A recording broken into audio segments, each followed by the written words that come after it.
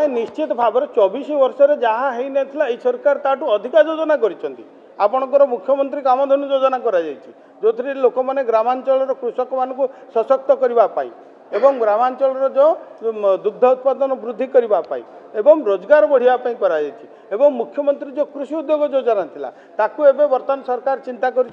1 कोटी रु 5 कोटी टंका पर्यंत वृद्धि करने आपणकर योजना आगुरी मुष्टिमेय लोक हाथ में रोला आज साधारण लोक आज साधारण युवक युवती माने सहजरे सुविधारे